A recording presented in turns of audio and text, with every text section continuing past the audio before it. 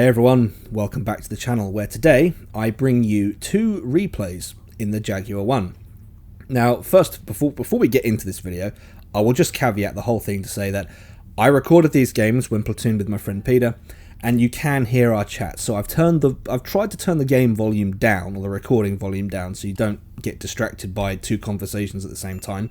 But if it's too much, then I do apologise. I'm going to try and balance the audio correctly so you don't have to hear two conversations at the same time, because that is obviously distracting.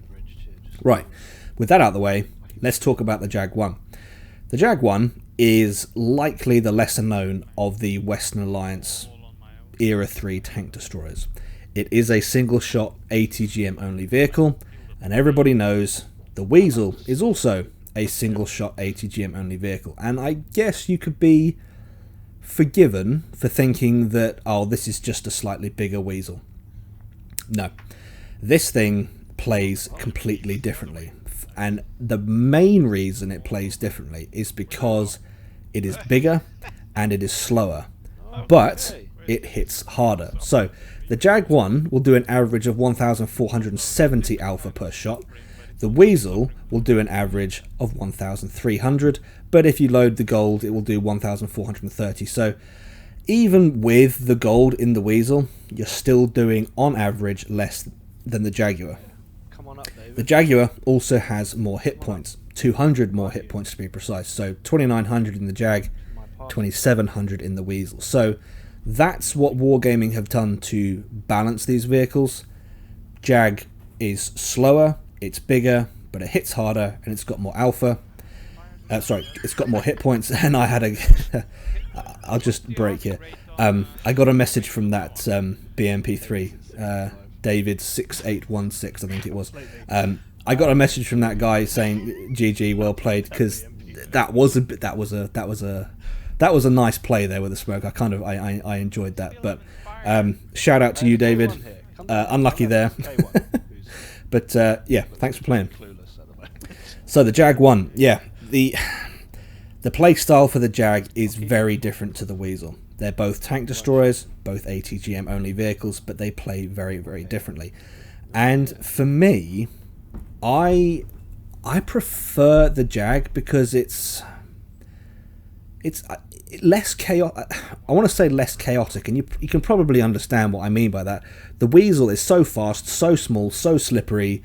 The suspension on it means that if you try and put a shot out, you're bouncing all over. It's just chaos. It can be absolute chaos playing the Weasel, whereas the Jag is a little bit more controlled. It's a little bit more sedated, and I like that. And it's got a 65 meter arm distance on it, so obviously you can't shotgun with ATGMs anymore, and the whole point of this series is to go over how to play these vehicles since those ATGM arm distance updates. So the way to play this thing is to use the 32 meters of concealment. With the right setup, you'll get 32 meters of concealment, which means you can be very sneaky, very, very sneaky, and that's a good thing because you can pull off shots like this. This Stridsvorden CV90 didn't know I was there. The K1 didn't know I was there because I used the concealment to take the low ground and flank around.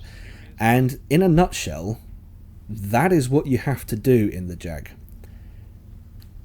If you want to compare the Weasel with the Jag, you can, from a play style point of view, I mean, if we're going to compare the Weasel to the Jag, I'm going to say it like this. So the Weasel, you can mostly get away with playing full out aggressive. You can play passive, but you can play full out aggressive if you so choose. It's a jack of all trades, and it can do both at the same time. The Jag cannot play all out aggressive. You can later in the game, because at the moment I'm still playing positions where the enemy isn't looking my way, but I'm not exactly 500, 400 meters away. I'm within 200 meters, possibly within 100 meters in some cases. So this tank its playstyle is probably, I would say, 80 to 70% of the playstyle of the Weasel. if you're playing the if your feel for playing the Weasel is right, I'm playing this max out 100%. If you jump into the Jag, you're going to need to think to yourself, right, I need to dial this back in a little bit. I said this during the BMP1 video as well. This is the best way I can think of explaining it. You've got to kind of reel the playstyle in slightly. You can't be mega aggressive. I mean, obviously here 8 versus 2, 8 versus 1. Go ahead, be as aggressive as you want. Your team's got numbers to negate the need for stealth. But it's a reeled in version of the Weasel. So this first replay, that was over 10,000 damage. So even with the minimum arm distance change, you can still flex the muscles of this thing. You can still pull in great results. So that was 10,548 damage, I think it was, an MVP. So you can break the 10k barrier relatively, well, I don't want to say relatively easily, that sounds a little bit cocky, but it can be. What I'm trying to say is it can be done. It can still be done. So don't think that the Jag 1 is now useless because of the minimum arm distances. It is 65 meters, fortunately, which I think is very, very good. The one thing that I went on record previously as saying was that the Rakuten in Era 2 was the hardest tank to play in the game, and to an extent I'll stick by that, because even though the Jag 1 it's in a different era, but even though the Jag 1 has only 1 ATGM,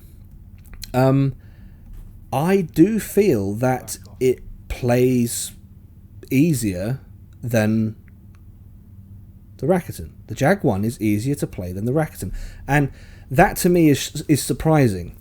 But when you look at why this might be, it does get explained.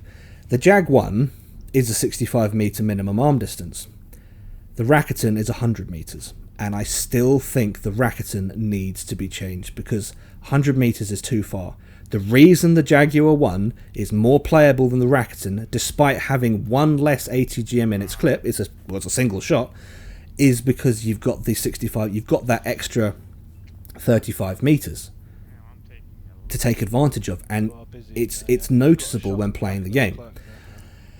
The caveat, though, with the Jag 1 is, and you saw it in the last 30 seconds or so, I turned to face the target. I think that was a Leclerc. Yeah, I turned to face the Leclerc on the hill, and the reason is I didn't really want to, because I was still trying to travel west across the map. Sorry.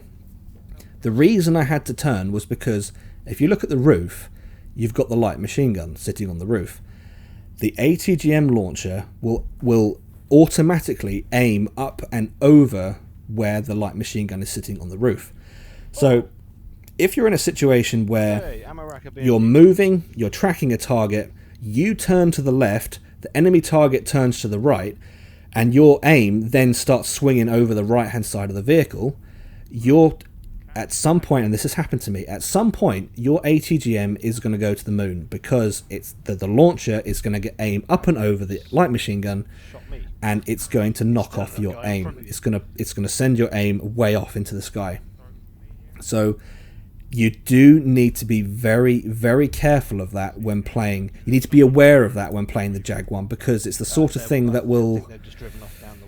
it'll catch you out, and if it catches you out at the wrong time, it's really going to screw with you.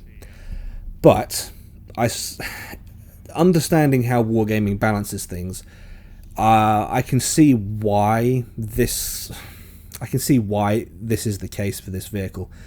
The Jag 1, off the left-hand side and the front of this vehicle, it's got 20 degrees of gun depression.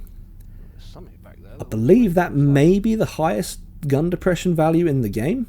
20 degrees is a lot. That's a heck of a lot. So you can use this thing to peak ridges.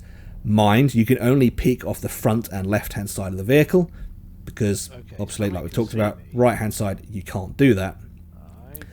But 20 degrees of gun depression is very, very nice, and it's something to be taken advantage of. Now this game here is on a much more open map. I've shown two games. One was the city map, Mannheim city map. This one is on Desval, which is a much wider open area map. And I've done this just to give you an idea of what is possible with this vehicle in the different settings that we have available in the game. So at the moment we're on 8,436 damage. Not quite as good as the previous game, but still an impressive result in my opinion.